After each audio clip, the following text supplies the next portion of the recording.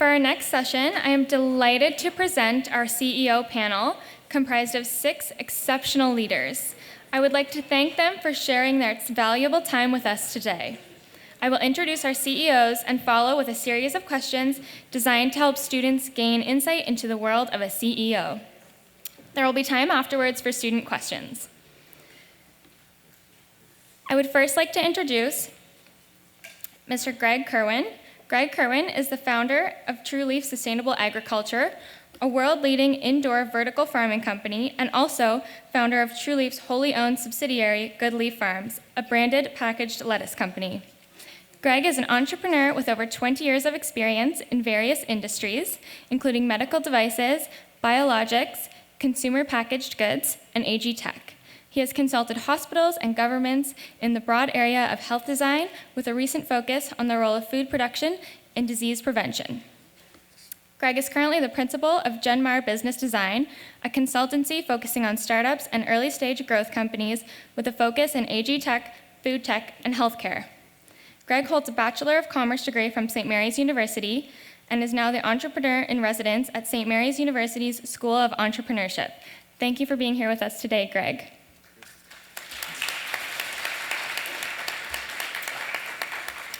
Our next CEO is Patty Howard. Patty is a creative chef entrepreneur, self-described business geek, and founder and CEO of Kitchen Door, an innovative food company based in Halifax, Nova Scotia.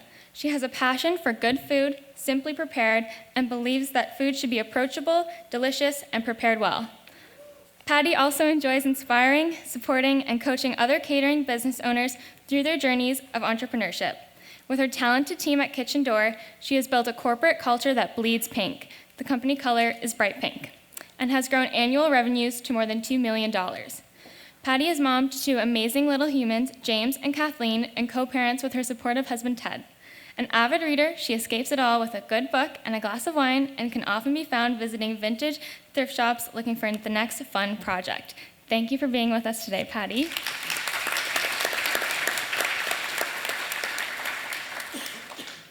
Next up, we have Dave O'Connor.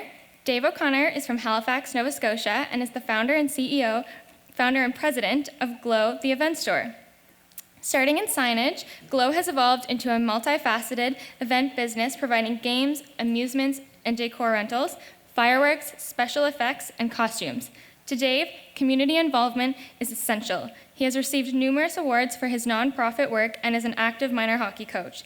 His combined business experience and community service helped him win his most prestigious award yet, the Halifax Chamber of Commerce Business Leader of the Year 2018. Thank you for being here with us today, Dave.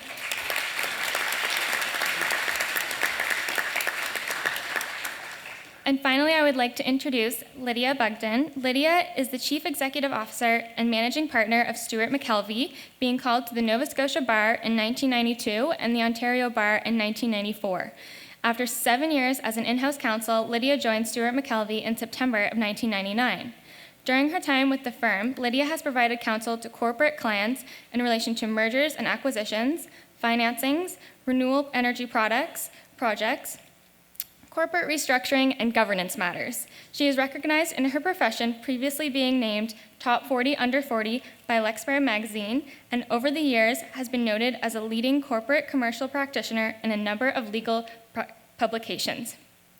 Lydia sits on the board of Develop Nova Scotia, a Nova Scotia Crown corporation, chairs its Governance and Human Resources Committee, and is the chair of the board of trustees of the QE2 Health Sciences Centre Foundation. Lydia is a recipient of the Progress Club's Women of Excellence Award and was named one of the top leading women lawyers in Canada, receiving a Lexpert Zenith Award in September 2013 and in 2018, and 2019 was named one of Atlantic Canada's top 50 CEOs by Atlantic Business Magazine. Thank you for being with us today, Lydia.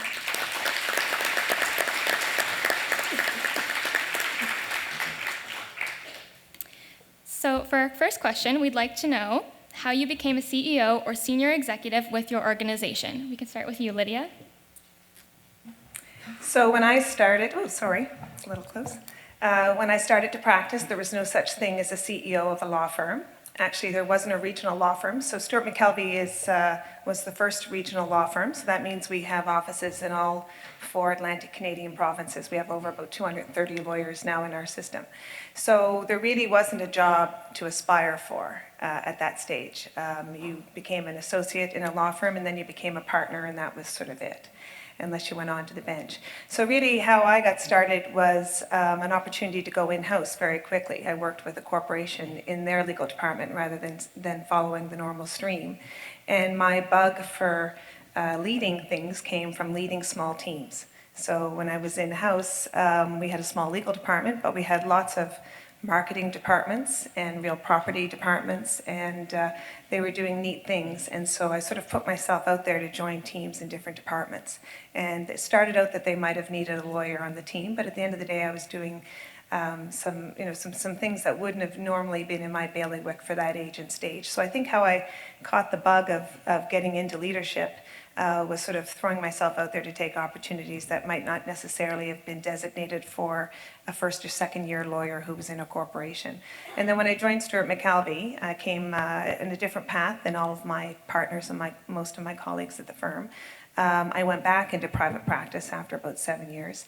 And because I'd had an experience of being on these great teams, I didn't want to give that up. So when there started to be some new formations in law firms, they started to look at taking on more of a corporate structure. So they were having people lead teams of people within law firms, and I put my hand up and took on some of those opportunities, and have continued to do that until 2015, when the firm was looking for a new CEO, and I threw my name in the hat. That was an external search, so we had internal candidates and we did a cross-Canada search for that role. But I figured at that point in time, it was after 23 years of practice, it was time to do something a little different.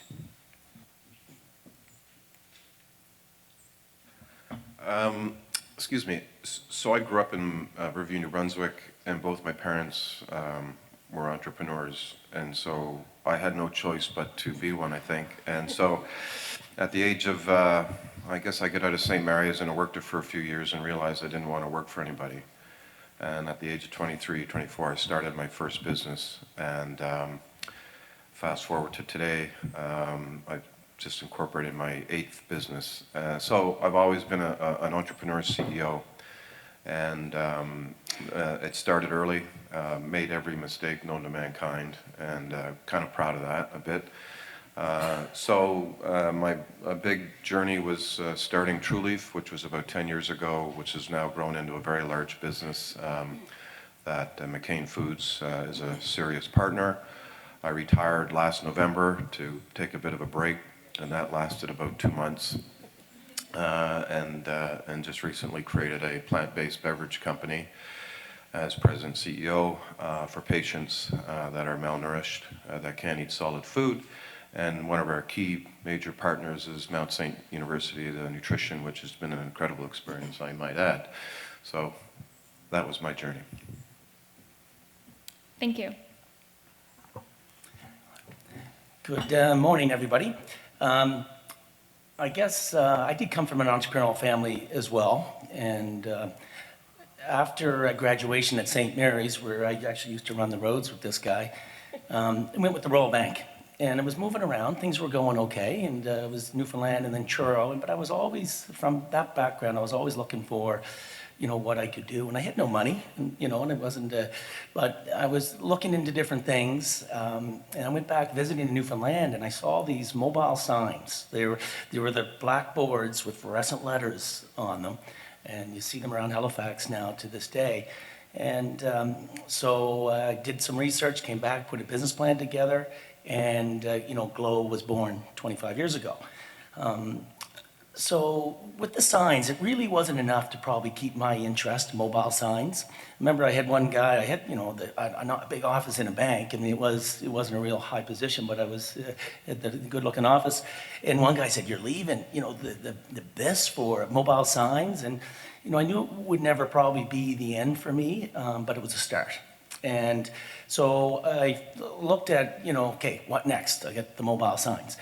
I looked at maybe going the full-service sign company, but there was tons of people in that business, and there were some good players. So, I think, I missed the boat on that one. So what I did look at is if we could rent a sign to somebody, say, for a grand opening, what else can we rent them? And then we just did some research and got onto some promotional rental items, and which eventually led to the amusements and games division. And that took off, and we were the first to market here in that one. And I'm sure many of you have bounced on a bouncy castle once or twice in Frost Week or whatever. So, and that takes us to, we kept adding divisions to become today a one-stop event shop, basically, of rentals and that kind of thing. So we have about 40 full-time employees, 30 seasonal, and probably about 50-ish to or so on call, and as the year goes. So that's my story, and go from there. Take her away, Patty.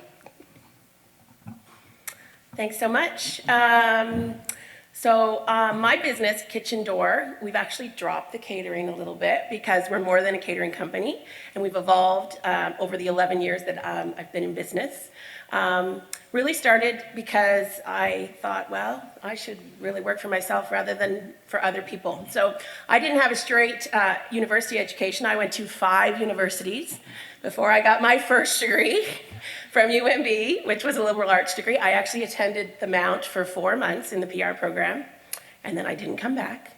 I loved it, but and then I went to the United States. I went down to Providence, Rhode Island, and took a culinary degree. Thought I was going to be some big hot chef. And I traveled around the US for a while and worked in Alaska and Chicago and Seattle, and then came back to Canada to Ontario, and then ended up back in the Maritimes. I'm from St. John, New Brunswick originally, back here in Halifax, and I was working out at Glen Arbor Golf Course for the first year as the chef, and then realized I did not want to make any more hamburgers or clubhouse sandwiches anymore. And so I decided that, they actually decided that I could work in the events department. So I learned sort of the front end side of things. Fast forward 5 years, I met my husband, got married, and decided we were going to have some kids. Or maybe I decided, I don't know, didn't have much say in it at the time. And when I went on maternity leave, I decided that it was now or never, this was going to be it. And so 11 years ago, my son was born, and I started Kitchen Door. I was a one-woman show in the beginning, and I really just sort of tested the market to see what Halifax could bear, what kind of food people were interested in. And really the first, I would say, 3 to 5 years was really like, there was no plan. People just called and said, I'd like to do this. And I said, okay, I can make that happen. And it was about 5 years in that I realized I needed to really direct the company and really make a plan and vision what was happening down the road. And so really fortunately, now we have a team of 27 to 30 full-timers. We have 20 to 30 casual event staff, bartenders, wait staff that work for us at events. And we've really grown into not just catering, although that is our core business. We built a brand new facility over in Dartmouth Crossing by IKEA and Kent. And we have a beautiful new cooking studio where we do private and public classes. We do team building events, black box challenges. We have a retail food shop, so we do prepared meals delivery. We do a fresh meal delivery twice a week, which we just started back in August.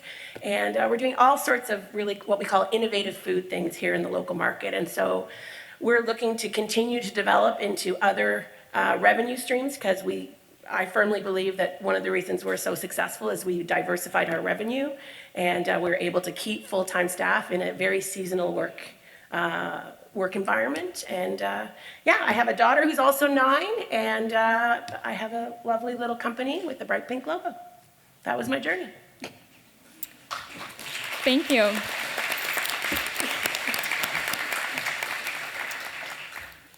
Can you each please describe the key factor that has significantly influenced your success? And we can start on the other end of the table this time. They just heard from me. Key thing to my success is really my team. When I talk about Kitchen Door, I talk about we. I don't talk about I, because I would not be here without the team. As I hired people in the beginning, I hired some friends and I hired some people that maybe weren't the best in that role, but it's what I needed and it's who I knew, and it made it easier for me. And about 5 years ago, we were sort of struggling. We had some turnover and I wasn't sure what was happening. We were sort of at 15 full-time employees. And I really did a lot of research on leadership and what it meant to be a great leader, and really what were some of the tools that I needed to provide my team with that I wasn't doing. And one of the key things I learned is that I hired people that were better at that job than I was. So I hired an operations manager. I'm really not great at operations. And so I hired somebody that was far more talented in that role than I was. I've hired some chefs over the years, and most of them have been better chefs than I have been in my career. And so I always say, surround yourself with people that are better at the parts of your business, because you can't be 100% at everything. And so that's one of the things that I learned. And once we started implementing that and really looking for talented people in those roles, the company culture shifted. We've had far less turnover. Last year, we have 30 full-time people and we had one person leave. And in hospitality and food business, that rarely ever happens. And I think it's because we've been able to build a culture, as we say, that bleeds pink. They really believe in the company and they believe in the vision. And so I think I had to look inside myself to say, what can I do better to be a better leader, and then arm my team with those tools. Well, I think obviously it's not just one factor, but one big one for me is when I come to understand expenses were as important as sales. I'm a sales guy. I like being out there, and we were adding divisions, and sales was rising every year. But so were our expenses. And, the busier we got, and I'm sure we have similar type of businesses, Patty will attest, it's, we lost control. And so what I had to do is, talk to mentors. I had some mentors of mine, some friends and some business acquaintances, and I'd sat down, showed them some financials. I had to open up, and we came to a conclusion pretty quick that we had to get control of our expenses. And I had people in place, but did I show them how to do it, or did I know myself? So I had to learn and dig into it, and so we put a lot of processes, and we really gained accountability in our company. And 1 year we turned it around there, and actually, in fact, in a year after that, our sales went down a little bit. And in 25 years, it's only happened once, maybe twice, and we made more money. We had control and we had accountability, and that was a big thing when it. And sometimes it's not the fun things, and you have to come to understand what hidden costs are, that kind of stuff. So because he can get away from you. So that's kind of what one key thing was for me. It's a tough question. A year ago, I was asked to present to a Senate committee in Ottawa about agricultural sector in Canada, and I went up there and I'm presenting, and big wooded room, all these senators were wanting to learn, and then a meeting with the Bank of Canada who wanted to learn about the ag tech, and Ray Ivany, who some of you may know that name, was on the board of Bank of Canada and asked me, Greg, how did you do Truly? What was your reason for success? And of course, I needed to really dig deep and come out with some really intellectual answer that made it look like I knew what I was talking about. And I said, Ray, honestly, we just stuck around. And what I mean by that is, for success, whether you're, leadership is a very broad term. CEO, you can be a CEO of a law firm, you can be CEO of an entrepreneurial company, you can be, and anybody can be a leader. But my personal experience is that, if you're going to lead and be a CEO or a leader in your organization, whatever you want to do, it really needs to be underscored by grit and determination and perseverance. You don't read about that a lot, but it really, really, and I was just thinking before I spoke, I've used the services of Stuart Mckelvey, I've used the services of Dave, and I've bought many of your home meals. And I'm sure we're all on the same page, is you really just have to have those fundamentals, because if you don't, that's what's going to carry you to lead a law firm, to lead a business such as Dave and Patty's. And secondly, I spend a lot of my time around the concept of business design. So 15 years ago, I was on a flight, and I always wondered why I never did well in school. My marks were never to write home about. My daughters tease me about that all the time. I was on a flight, and I always thought, I was a little different, but because I never really had a hard time learning, but it was more experimental learning. So I read this article in a magazine about, it was a self-test on attention deficit disorder. And I'm reading it going, okay, I'm bored, I'll do the test. Well, lo and behold, I did it, and I was honest with myself. I go, now that it all makes sense. And so where I'm going with this is once I understood my blind spots as a person, as a leader, that's really empowering no matter where you are in your career. And once I understood that, understood myself, it allowed me to hire people for the needs of the business and for my weaknesses.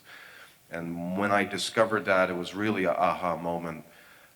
It helped me focus on my strengths and really helped me hire people really much smarter than me. And that made a world of difference in all my businesses. I think for me, the factor, and I still think it holds true when I look at hiring, is flexibility. And I know that sounds funny coming from one of the oldest professions. We like to claim that we're the oldest profession, but I think people claim prostitution beat us to it. So we're up there. But the reality is that I think back to 1992, that was a recession. And so I wasn't hired back at a law firm that I thought I was going to spend my life at, and I was getting married, and so a move, there was a lot going on, and I could have said, no, I'm going to go to Toronto, I'm going to wait it out a year, and I'm going to get back into a firm. Instead, someone said, why don't you try something different? And I did. And I continued to do that, and I do think that even when I was practicing for a number of years in the more traditional role, I never put up barriers in terms of what I could or couldn't do. And I find that people are starting to do that a little bit. We talk a lot in our profession, and I know you hear a lot of it in the media about this work-life balance. And work-life balance is having flexibility. I would say I have more work-life balance and flexibility than a lot of people. People would look at me and think I'm crazy, so it's all your tolerance level. But I have, managed to stay married for the last 27 years. I have 2 children. What I would say is a happy home and a happy career, but it has been flexible. I haven't said, no, I will not take on this file because I must do X by a certain day, or no, I can't do that because I only do yoga at 4:30 in the afternoon. And that's not to say that that's bad. If that is something that someone has made a choice to do, really that's my message, is know what your flexibility tolerance is, and then find something that fits that. Because all of our tolerances are going to be different. But I think if you are able to be flexible about what's important to you, and then look for a job that fits that, then I think that's one of the secrets to success. Thank you.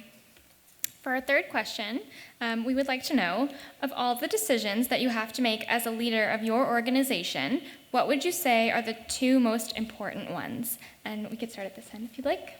Sure, I think you'll hear it from a number, and we've already heard it from others. I think it is structure and it's people.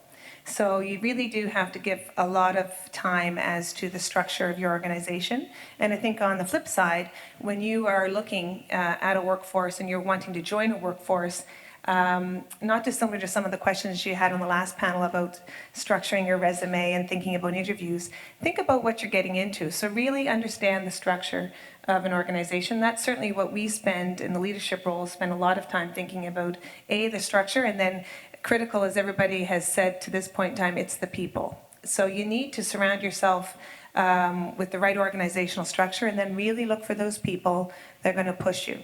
And once again, if you're on the opposite side of that, you do want to look at an organization and think, where am I going to learn? Am I going into a flat-lined organization where there's only one role and we all do the same role? Or am I looking at an organization that's got enough structure that I'm going to be able to move up? I'm going to learn from those people as I go, and I'm going to have opportunities. And so I think really structure and people are the 2 things that I spend most of my days thinking about and worrying about. With leadership, I find can be really defined as you as an individual when you are faced with the hard stuff and the difficult decisions and the ones that really challenge you psychologically, mentally, physically, ethically. And as a leader of your organization, as a CEO, and I've been one now 8 times over,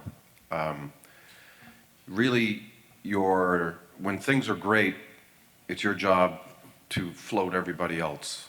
And when things are really bad, oops, it comes on you. And really, that's the gig. And some days it really sucks, and you go home beat up. And looking back in my past, just recently, I actually was faced with one of my largest decisions of my life a year ago. I spent 10 years of my peak professional career. I was 44 years old. I went after a number of businesses, most of them good, some not. I went to my wife and said, I'm going to build a vertical farm company. And she said, pardon? And I said, I'm going to build a vertical farm company. She says, you don't know anything about growing or agriculture, food. But I did, and she committed. And that was really difficult. We invested heavily. My whole family did. It was a big sacrifice. But we took it from literally a cocktail napkin to really now it's a $180 million business. And lots of shareholders. And then all of a sudden I have Bay Street bankers. And all of a sudden I have a very large, big food company. And the writing was on the wall. And so McCain, the big food company, really wanted to take this company. But here is my blood, sweat, and tears, really. But I had a lot of employees' interest at heart. I had a lot of shareholders' interest at heart. And the writing was on the wall. So I came to the board, of which I still sit on, and said, I am going to step aside. That was by far the hardest thing to do, and it's still hard for me. I joke about retirement. It wasn't fun. I didn't have a great time, by the way. So that was a big one, is really knowing when to go is really, really a big deal, whatever your job, whatever your leadership role. And my other big one, really, in my younger years, about 15 years ago, we had a big business in town, and I had to close it down. But my ego and my emotional attachment perpetuated it way too long.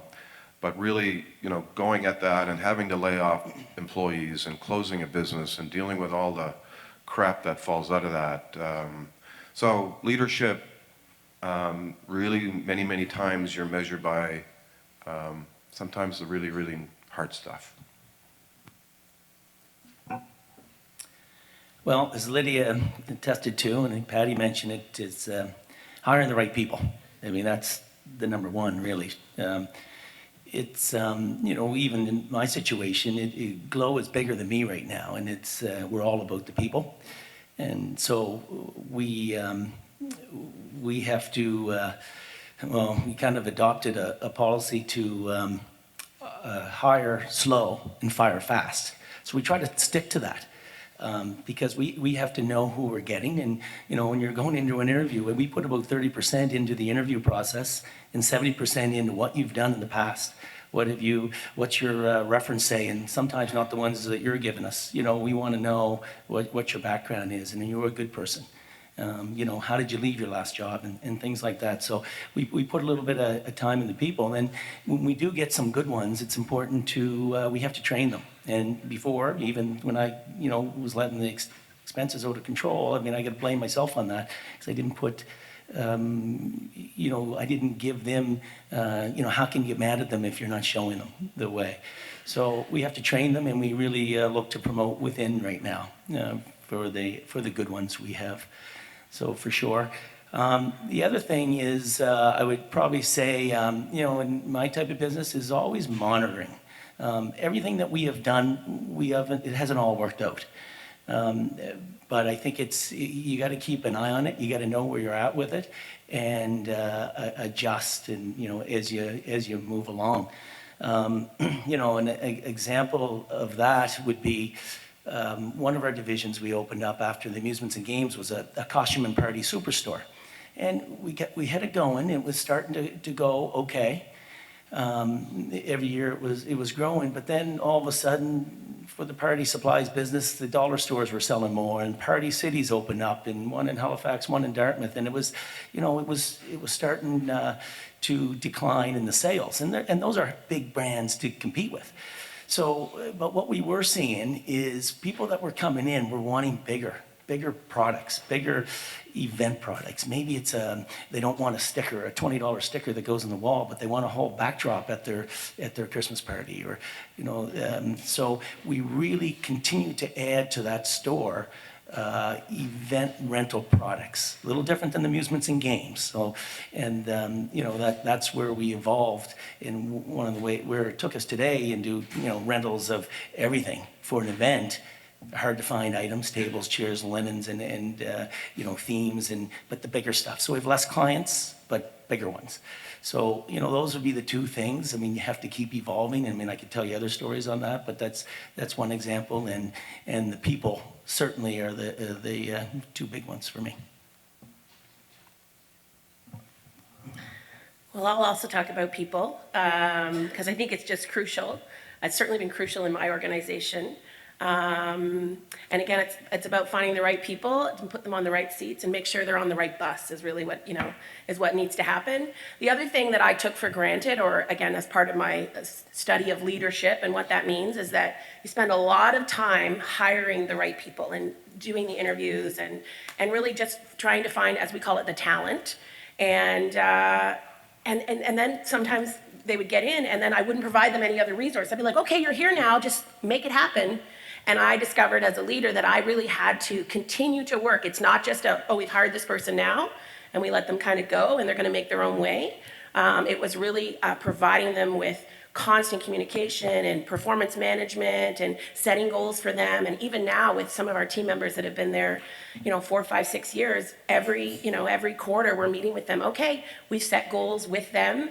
And said, okay, what do you want to accomplish? Where do you want to grow? Because it's all about growing that team. So there's an opportunity for them to achieve more success, right? It can't just be stagnant in that space. So I would definitely say people are key. I also follow what Dave said, which is you hire slow and fire fast. We know right away, pretty much, if you're a fit.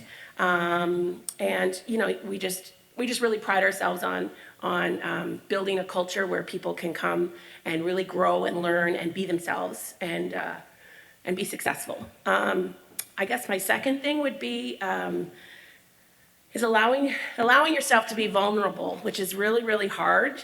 I just went through a difficult year. I spent 3 years designing, building, working on financing for a new building that we just built, which has been amazing, but also some of the most stressful time in my life. And I think part of what made it a success for the whole team was that I was able to share some of the things with my senior team and with some staff to say, I'm really scared. There are some challenges here, and I'm worried and I'm stressed, but we're going to work through this and we're going to make it better, rather than just be the one in the office at the top that just keeps that all to themselves. Because I think that's also a really great learning opportunity for my team to kind of say, oh, okay, so they think of me as a human first and not necessarily just a leader. So I think allowing yourself to share those moments and share your vulnerabilities with people and your fears, I think has been really important for our success. Thank you. For our next question, we'd like to know if there are any resources that you could recommend to help students gain more knowledge and insight into how to become a leader. And we can start at your end of the table, Patty. Yeah. Well, there's so many books out there now that you can read. You can go on YouTube and find a million videos on leadership. For me, the 2 key things I would say is that I did a lot of reading myself. I found a company, and again, this is my industry, so in the food and beverage and hospitality side of things, there's an amazing company in Ann Arbor, Michigan called Zingerman's. I don't know if anybody's ever heard of it. They're amazing, the stuff that they've done, and they have 12 different divisions. They have a mail order division that does $16 million in the 8 weeks before Christmas, sending cakes and briskets out across the U.S. for your tailgate parties and for your holiday dinners. And they really evolved a culture and a brand And they've written a lot of books, especially on leadership. And they have a whole division called Zing Train, which is their book. So I would say, for me, that was one thing. I'm also in a lot of affiliate groups, like I'm part of the Women's Presidents Organization. And so having other people that are in the same scenario as you, or if you're looking for mentors, finding those organizations who are going to help you along the way. I also have 2 or 3 in the catering world, International Catering Association. And really finding your people really helped me in terms of discovering who I needed to be as a leader. And they would actually call me out on stuff when I was not really being a great leader. They're the first ones to say, hey, that's not okay. And that, you have to have those relationships. You have to have people that can basically keep you in check as well, right? It's a learning process for everyone. So that's what I would say. You know, I would say many things that leaders have to be, but you have to show strength in downtimes. You can't crack under pressure. And, leaders get stressed too. I mean, it's no question. But, sometimes you got to stand strong for your team and roll up your sleeves, maybe get in the trenches a little bit with them. You got to be there. That I think, you're going to hear up here. And, I think that's certainly a big part of it. Then, once you finish and you get over that downtime, what are you going to do? What's the solution to solve it so it doesn't happen again? Or you're better prepared for it when it does happen. And, being in the events business, and Patty and I are very similar in it's sort of, sometimes it's all or nothing. And sometimes when we'll hire people on in the slower times and get them trained and everything's great. As soon as you fire 15 events a night or 20 or 30 events a night, they're cracking, well, okay, just slow down. Let's solve one problem at a time. And we're all going to get through this together. So you got to be strong and to show them. And, nothing impresses me more if somebody, that we've hired on comes with us after and say, hey, what if we did this time? Or, maybe we can get on the checklist of you're loading the trucks and going out to an event and they're going to do, what if we get somebody else in to get a second check on it? Or, just to, so we're not forgetting anything. And so there's different things of how we put the processes in place. So that's certainly what I would say on that one. I'm kind of uncomfortable talking about leadership, actually, to be honest with you. It's a very unique word. And the great thing about leadership is it's agnostic to who you are, your age, what you do, where you come from, where you were born.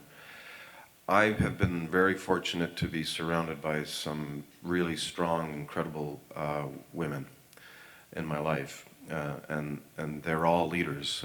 My mother, who was just an incredible inspiration to me, was a nurse, or it was her occupation, but boy, was she an incredible leader.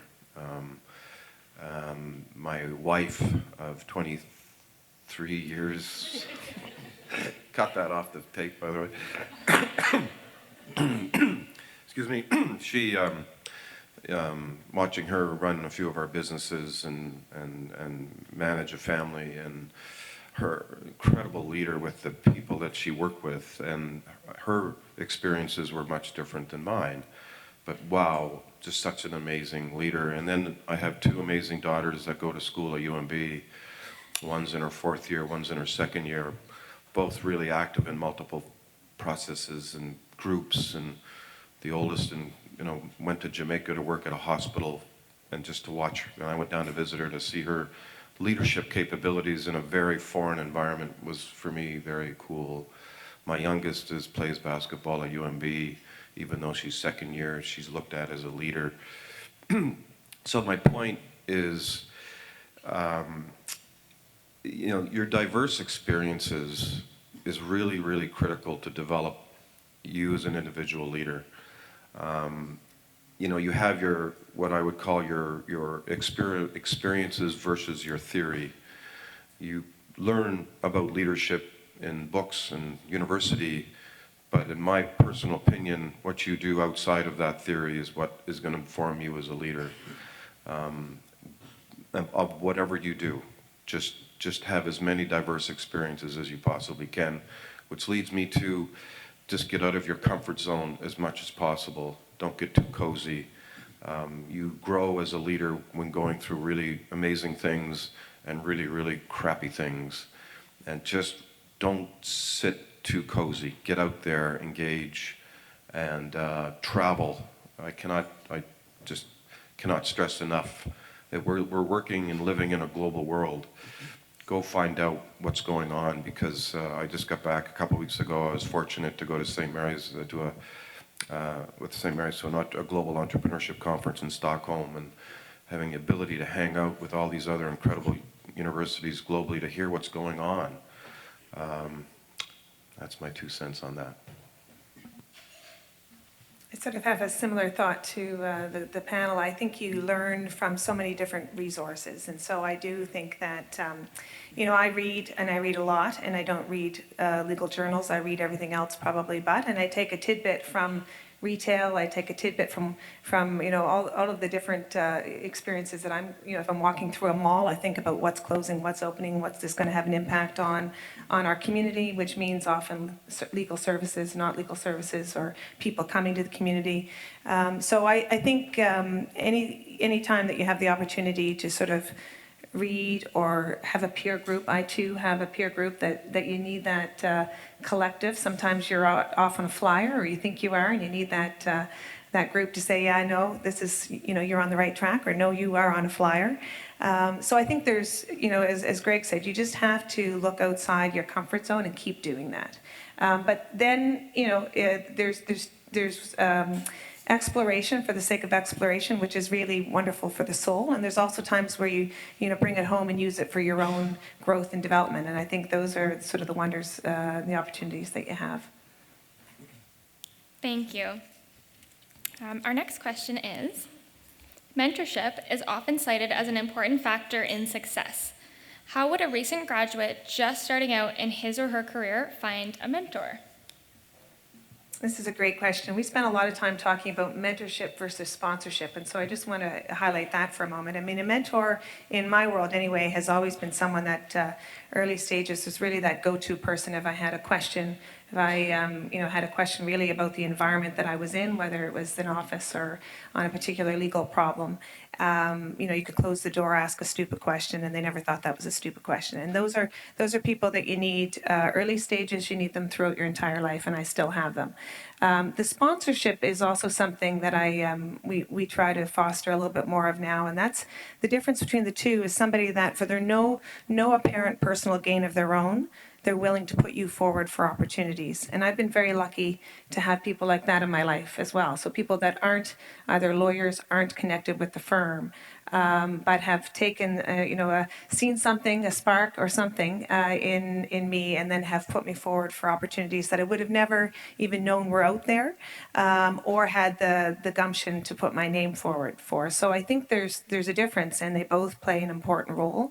When you're starting out, certainly, number one is you have to be, the comment that we've had earlier about being a little vulnerable. You have to be willing to knock on a door and ask the question. And be willing to take sort of that criticism. And criticism is not always, it's always taken in a negative word, but really constructive criticism is what helps you grow and develop. And I think you have to be willing to give it too. So as much as you're looking for a mentor, the best culture is where you also put yourself in a role that you're willing to be someone else's mentor. And, as Greg said, I too have university-age children and highly involved in sports their entire lives. And I've seen them be mentors to 12-year-olds and 15-year-olds on a pool deck or on a track. And I know, that's a leadership quality that they'll take forward. And I hope that others are affording them that time when they have a question as well. So I think number one is making yourself open and for the constructive criticism. Number two is just having that first instinct to knock on the door. There's a lot of other ways that in our community you're seeing entrepreneurs in particular looking for mentors. For example, at an event like this, I've had people come up and ask for my business card, and it's as simple a question of, do you mind if I just call you and we can have a coffee? And I know everybody here would say yes, and I've always had that experience when I've done the same. as a member of the Chamber of Commerce, you look at the back of the Chamber of Commerce magazine every month, and there's young business people who are joining the Chamber for that exact reason. It gives them that peer forum where they actually can knock on a door or phone the Chamber and say, I'm looking for some help or someone to talk to about this issue. So there's a lot of formal ways of finding a mentor and informal ways of finding a mentor. First, I think you want to think about what you really want out of that relationship, and then do a little research as to who might help you in that relationship.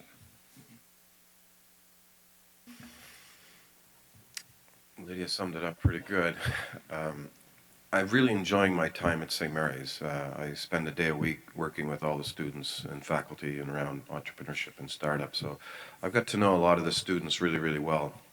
So giving to Lydia's point, you can be a mentor at any age and help somebody, or have a mentor at any age. And I had this one guy that I got to know really well. He's from the Bahamas, and came up to me after a month since I've been working at St. Mary's, and he said, Greg, can I meet with you? And I said, absolutely.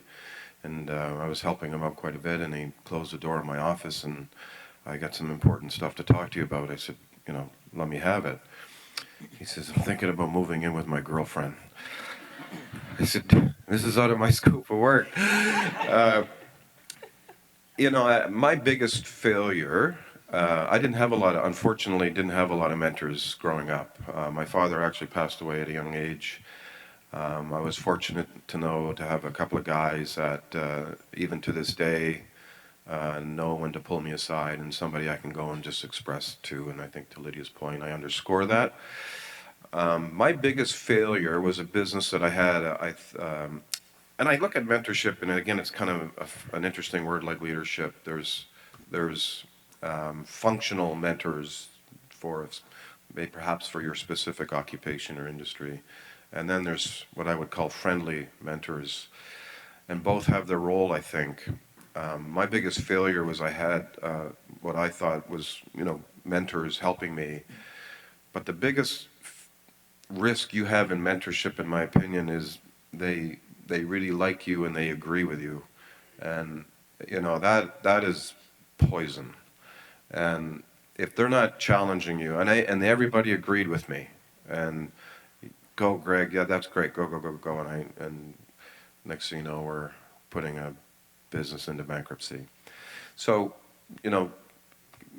be challenged. On the functional side, there's so many groups today, much more than back when I grew up, that are open for you today to have collaborative peer groups. I would try, experience, learn as much as you can, but mentorship, like leadership, is a personal thing. Don't try to take it book cookie cutter, because I'm not quite sure you'll get the experience you want. Sure. I mean, mentorship is important. I mean, as I alluded to before, I've had mentors, and the first thing, if you're looking for a mentor, I mean, it's sometimes who you know, not what you know, to start. So reach out to friends or family and that. But if you don't have that, I mean, there's other ways. I mean, you got to, you just can't sit home. You got to start reaching out. Maybe call a recruiting company or a company that's of interest, and call and explain that you'd love to sit down with somebody. Maybe you're going to get a no, and they don't have time, or maybe you could go at them and say, hey, do you have any charity events you guys are involved in, and you're looking for volunteers? I'd love to come out. And as one thing when you're meeting, working these charity events, I was involved with the Halifax Progress Club for many years. And, the people I met in that club and the mentors, and, we became friends, but, they were all leaders. So it was me getting out, and I could pick up out of 46 guys sitting around a table, and we've had lawyers from Lydia's firm and just everything, all progressive people. So, and then you're, as a mentor, you're hanging around with like-minded people, and you can pick up things there. Now, there's a person that reached out to me last night, and A-Rain? Is it A-Rain who reached out to me on LinkedIn? Okay, I knew I'd get that wrong. But, there's an example. She reached out last night on LinkedIn. said, hey, looking forward to hearing you speak tomorrow. And, and that was, a simple reach out. And sometimes like that, I'll get her name right eventually, maybe. But there's, it was proactive. Imagine meeting out before the event. Proactive to me. So, that's, and I'm real big on volunteering and getting involved. And, as I got, there's a young fella that moved to Halifax and he started coaching, volunteering hockey. The next year, my son's on the team. I started coaching with him. We're building a relationship, find out he's in accounting. He has some interest in accounting. Well, my wife's a partner at an accounting firm. So I hooked him up. Then she ended up getting him an interview. And you know what? After the interview, it really didn't go that well, the interview. But one thing is she was able to sit down with him after and go over why it didn't go that well. And now it turned out accounting wasn't what he was, that's not going to be his chosen profession. But what a mentorship to go through that. And where did it start? Volunteering. Get out there, get involved. It's amazing who you're going to meet.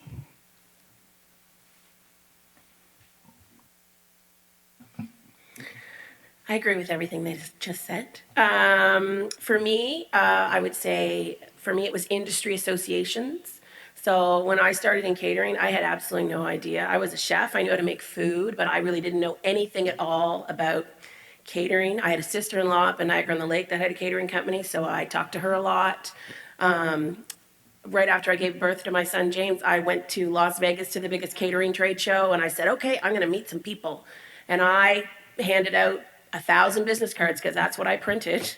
And I gave them to everybody, and I made some connections at that conference that I'm still great friends with people and I have great mentors in my field. One of the women I met is in Dallas. She's one of the largest catering companies in Dallas, Texas.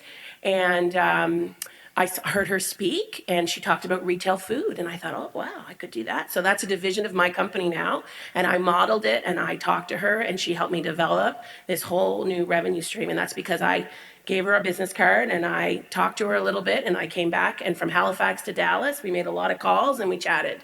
And now she runs a catering coaching business that I'm now a paid coach with 35 members in the entire organization, and we go around all through the US and Canada, and we provide coaching for people that are starting catering businesses. So there's all sorts of avenues, but really I think the key thing is make the connection. It's really, really hard.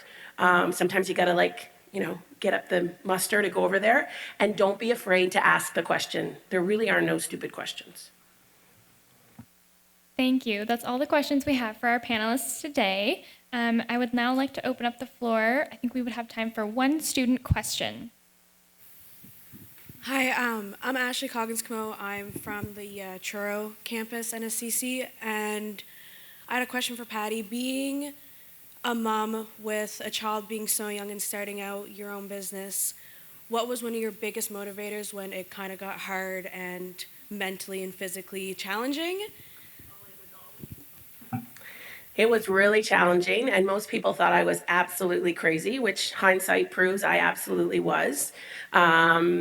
I have a really supportive spouse, so that's really great, and really supportive family. But I also, I just got some grit and made it happen. I mean, really, I worked, starting out, I was a one-woman show, so anytime there was an event, I was there. Fridays and Saturday nights, I can remember Sunday mornings with a 5-month-old, waking up, screaming, and thinking, I've got to go do 8 hours of dishes back at the kitchen from the events last night. And, you've got to have something that's going to motivate you to do that. And it also motivated me very quickly to realize I needed to grow to get more people, because I didn't want to be doing that in 8 or 10 years, right? So part of that is, I always say, I really tried to vision what I wanted my life to be. Not necessarily what my company, but what I wanted out of this, what my life. I wanted to be able to be home with my kids after school, and I wanted to be able to, not have to work all the events. So how could I structure my company, and how could I grow my company to get that result? And I had to do that very quickly. I also had to, my daughter at 3 months went into daycare, which, a lot of people go, oh, but you know, that's the reality of what I had to do. She's probably better off for it. She's super social and super happy. But those are the things that, you know, sometimes you have to make the hard decision and you just have to kind of dig deep and dig out the grit. And if you need to cry, it's okay, you can cry. Thank you. Thank you for the opportunity to do one more question. I wrote down a little briefly something here, and start with my name, right? Which is Ariela Schwalberger. I came from NSC Picto Campus. I am on business administration, and I'm just fresh from São Paulo, Brazil, which means I have been here in Canada 1 year ago. And my background was I never speak English on my life, so sorry for my difficulty here. Thank you. Thank you. I feel very much connected with the people on the table, because back in Brazil I'm a labor lawyer. I have been working for a government company warehouse for 8 years. Here on the NSCC Picto Campus to support me to have this opportunity to study, I must work. Sometimes different, sometimes international students come to Canada on behalf of their parents, so they are supported by their parents. And I'm the parent who support myself. So I have been connected with the farm because I have been working on a dairy farm on Newtown, New Glasgow, and milking cows. That was just when Greg speak that he comes from farm, okay, I can be connected with him and with her too, because she's a lawyer, right? So I'm good with that table. Then that nice table. Anyway, I have a question. Okay. I'll be arriving there. The question is related to the spirit of the community college, and I would like to see, since Mount Vincent is in a big work with NSCC, I would like to put this question on behalf of NSCC, what I think. Maybe it's not just related with Mount Vincent, but I think so, because they are connected, trying to do choo-choo with all the students, right? So, community college, it's a community like for everybody who is on the community, just not the youngest to come from high school, right?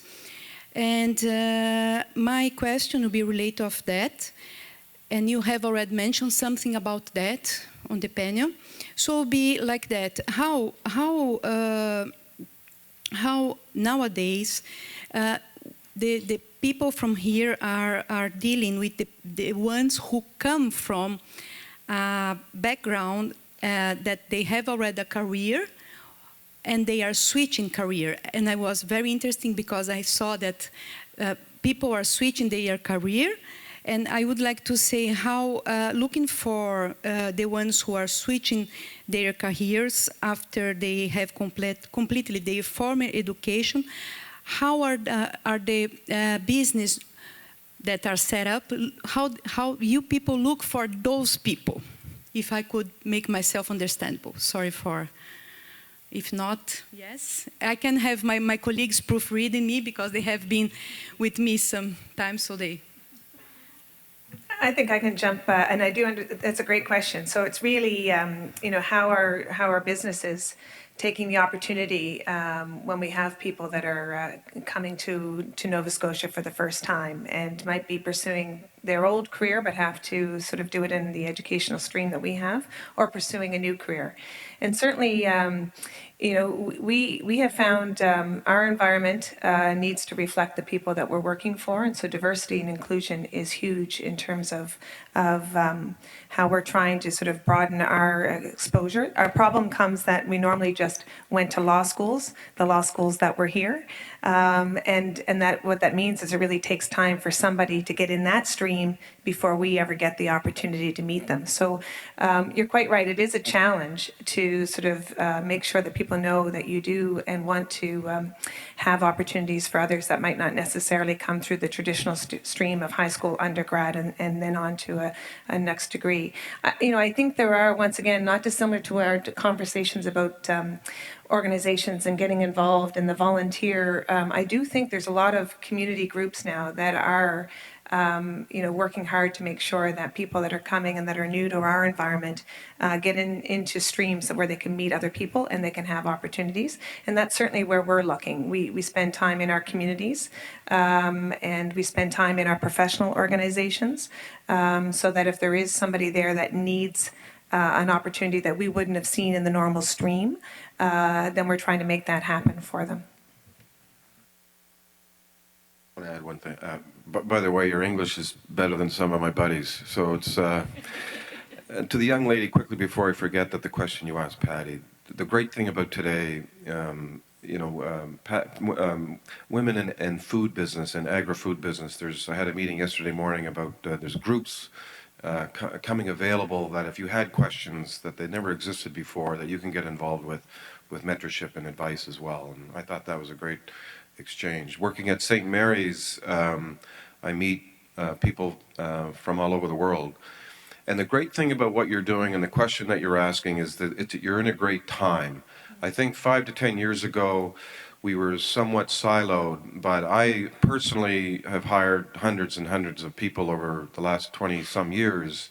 I would love their background as such as yours. I like to see individuals that have engaged in not just one linear path, but other paths. So I think you're really on the right track. And companies today are really ready to embrace what you're asking, where perhaps 5 to 10 years ago, not so much. And Halifax in particular has become a really nice, diverse environment and welcoming environment. And so I think you had a really good question, and I think your timing is really good as well. Thank you so much to our... Just make one quick comment here. Now, just so not really I think they answered it well, but if you like to party, I think we're a good connect. And if you like great food, it doesn't get any better than Kitchen Door, I can tell you that.